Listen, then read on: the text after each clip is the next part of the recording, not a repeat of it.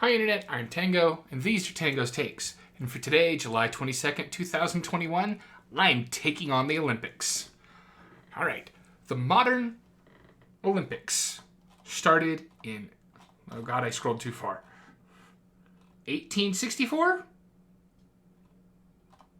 I had numbers not on. 1896, there we go. And initially were just summer games. Eventually they added 2 winter sports and decided, hey, this went over really well, we should have some winter games. That's great. I'm not going into that. That's not what this take is about. The Olympics as a concept, a friendly competition meant to allow the nations of the world's athletes, or the athletes of the nations of the world, yeah, I think that's a better phrase, to show off their talent and skills. And competition meant to promote the spirit of cooperation and people getting better and nations getting better.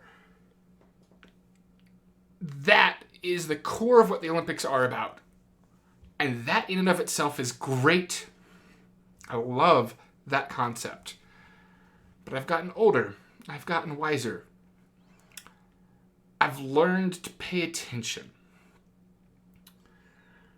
Because the Olympics are inherently associated with the International Olympic Committee, an organization with repeated accusations of racism, misogyny, bribes, and so on. Now, I'm not just talking about this year's games. No. But wow, this year has some phenomenal examples. There is a handball team for a nation. And I'm double checking which one because I forgot to bring that up. Norway's beach handball team was fined for their uniforms because their uniforms have shorts and not bikini bottoms. That's it. They chose a uniform that was in no way inappropriate, but because of the misogynistic rules around the uniforms for men versus women in the same sport, they are fined for not showing off their bodies for the world. There have been multiple darker-skinned women this year whose bodies have naturally higher levels of testosterone. They're not being allowed to compete, even though they're some of the best in the world.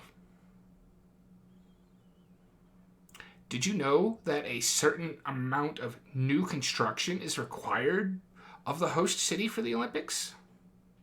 Required.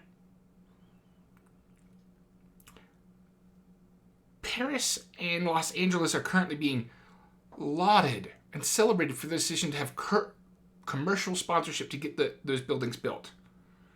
But that doesn't happen everywhere.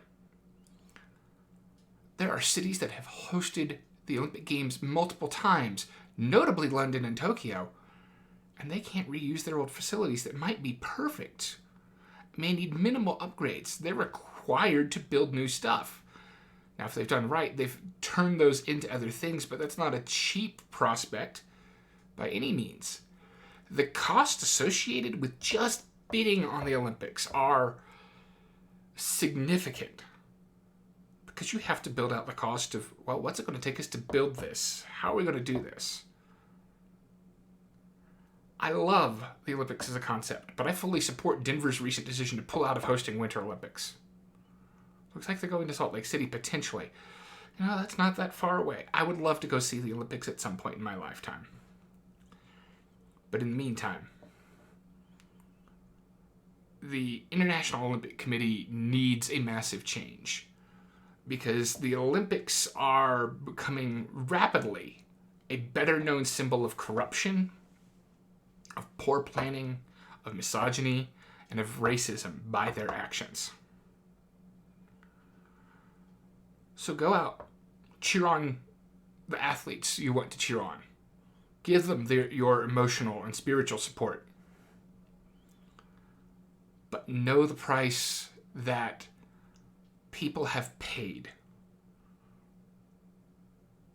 in some cases, to not even be there by no fault of their own. Some of the best athletes in the world are not competing because the International Olympic Committee has racist rules.